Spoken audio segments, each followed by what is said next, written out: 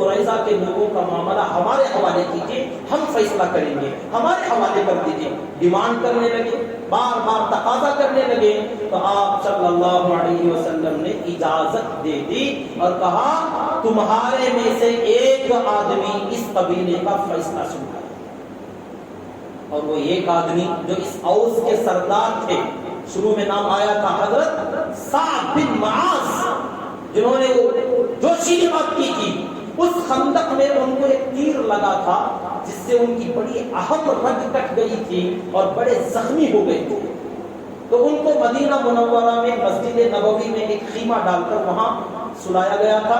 وہاں ایک عورت جو طبیبہ تھی، علاج کرنے والی، وہ علاج معالجہ ان کی کر رہی تھی۔ تو ان کو بلوایا گیا، گدھے پر اس کی جو سواریاں تھیں ان کو بٹھا کر لایا گیا۔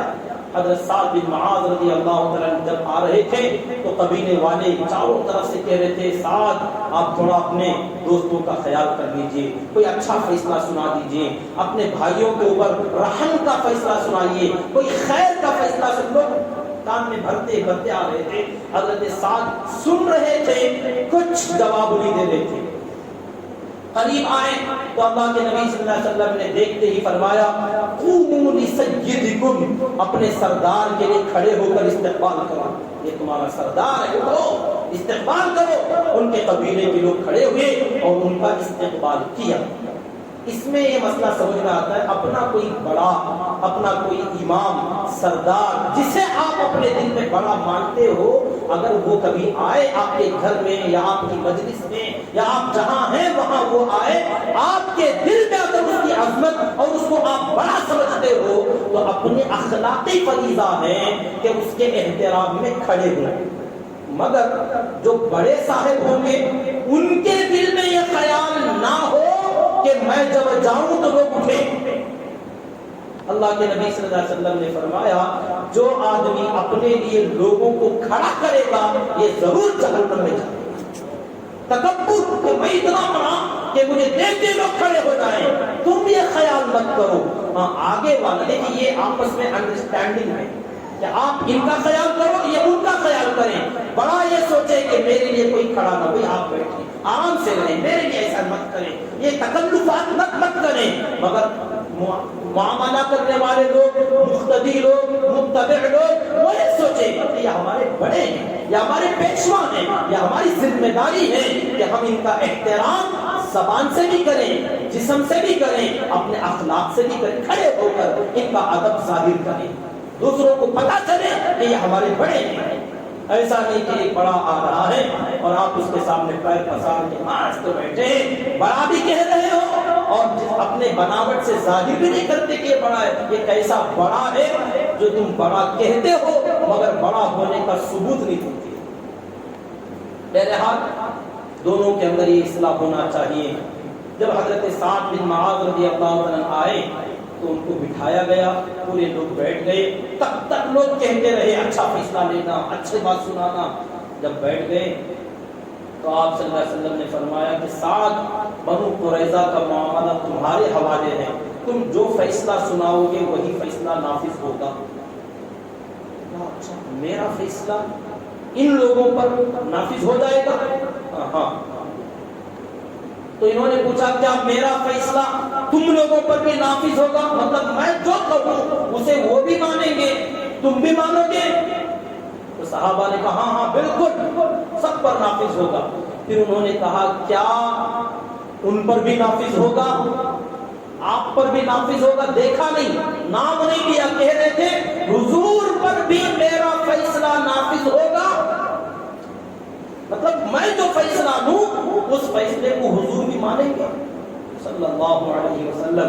مگر ادب کی وجہ سے نہ حضور کی طرف دیکھا نہ آپ کا نام لیا، ایسے کہنے لگے کیا میرا فیصلہ وہ بھی مانیں گے، آپ بھی مانیں گے، کیا یہ بھی مانیں گے؟ یعنی اللہ کے نبی صلی اللہ علیہ وسلم بھی میرا فیصلہ، آپ نے فرمایا مسعود تمہارا فیصلہ مجھے بھی منظور، میں بھی مانوں گا، کرو جو فیصلہ کرو۔ کتنا اہم موقع تھا، اپنے دوستوں کے بارے میں فیصلہ کرنے کا موقع تھا۔ اس موقع پر انہوں نے اپنی زبان کھولی اور جو لوگ بولتے آ رہے تھے ان لوگوں سے کہا آج سعد بن معاذ مجھے چاہیے کہ میں اللہ کی پناہ لوں، اللہ کی حفاظت میں جاؤں، کسی ملامت گر کی ملامت کی پرواہ کیے بغیر حق کا فیصلہ سناؤں۔ مجھے لوگ برا کہیں گے، بھلا کہیں گے، تعریف کریں گے، میری عیب جوئی کریں گے، مجھے اس کی کوئی پرواہ کیے بغیر حق کے بارے میں کوئی غلط فیصلہ سنانے سے میں اللہ کی پناہ لیتا ہوں۔ لوگ سمجھ گئے کہ سعد کا رویہ بہت سخت نظر آ رہا ہے۔ کچھ لوگ بھاگ کے گئے بنو قریظہ کے پاس اور جا کے کہنے لگے تمہارا تو معاملہ ختم۔ کچھ لوگ مدینے میں چلے گئے، جا کے کہنے لگے قیدیوں کو مارنے کا فیصلہ ہو رہا ہے۔ ابھی ہوا نہیں، صرف الفاظ سے لوگ بھاگ گئے، جسے کہتے ہیں لفافے کو دیکھ کر خط کا مضمون بھانپ لینا، اوپر حال دیکھ کر سمجھ جانا کہ اندر کیا ہے۔ یہ جملہ سننے لوگ سمجھ گئے اور انہوں نے کہا اے اللہ کے نبی صلی اللہ علیہ وسلم، میرا فیصلہ یہ ہے کہ ان غداروں میں سے جتنے بالغ مرد ہیں ان میں سے ایک کو بھی زندہ نہ چھوڑا جائے، سب کو قتل کیا جائے۔ سب فیصلہ ہے میرا، مان لیا جائے۔ اور جو بچے ہیں اور جو عورتیں ہیں ان کو غلام اور باندیا بنا لی جائے۔ فیصلہ سنا دیا، نافذ ہو گیا۔ آپ صلی اللہ علیہ وسلم نے فرمایا سعد بن معاذ نے وہ فیصلہ سنایا جو ساتوں آسمانوں سے میرے رب نے سنایا۔ اللہ نے مجھے یہی حکم دیا تھا، سعد بن معاذ نے بھی وہی فیصلہ کیا ہے۔ کیا زبانیں تھی حضرات صحابہ کرام رضی اللہ تعالیٰ عنہم کی۔ بہرحال بات کا واقعہ اگلا جمعہ عرض کر لیا جائے۔ حضرت سعد بن معاذ رضی اللہ تعالیٰ عنہ کو واپس مدینہ لایا گیا۔ انہوں نے دعا کی تھی خندق کے موقع پر جب تیر لگا تھا، میں نے کہا تھا اے اللہ اس کے بعد اگر جنگ باقی ہے تو مجھے زندہ رکھنا، کیونکہ مجھے اس کا شوق ہے، اور اگر اس کے بعد جنگ نہیں ہے تو مجھے اٹھا لینا۔ دعا کی تھی اور وہ دعا قبول ہو گئی۔ مدینہ منورہ آئے، صحابہ کرام کو پورا واقعہ ہوگا، بعد میں سناؤں گا انشاءاللہ۔ آنے کے بعد وہ ایک رات میں ان کے جسم کا وہ جو زخم تھا کھل گیا اور خون کی ندی بہنے لگی۔ مدینہ منورہ مسجد نبوی کے اندر خون پھیلنے لگا۔ صحابہ دیکھ کے حیران، اور آپ صلی اللہ علیہ وسلم کو بلایا گیا۔ آپ نے دیکھا تو کہا سعد آخری موقع پر ہیں، جا رہے ہیں، دنیا سے رخصت ہو رہے ہیں اور ان کا انتقال ہو گیا۔ انا للہ و انا الیہ راجعون۔ انتقال ہوتے ہی آقا نے ایسا جملہ فرمایا جو کسی کے بارے میں نہیں فرمایا۔ بخاری شریف کی روایت ہے، آپ نے فرمایا سعد بن معاذ ایسا شخص ہے جس کی موت پر رحمان کا عرش لرز گیا، اللہ کا عرش لرز اٹھا سعد بن معاذ کی وفات پر۔ صحابہ نے فرمایا اس سے پہلے نہ اس کے بعد کسی کے بارے میں آقا نے ایسا جملہ نہیں کہا۔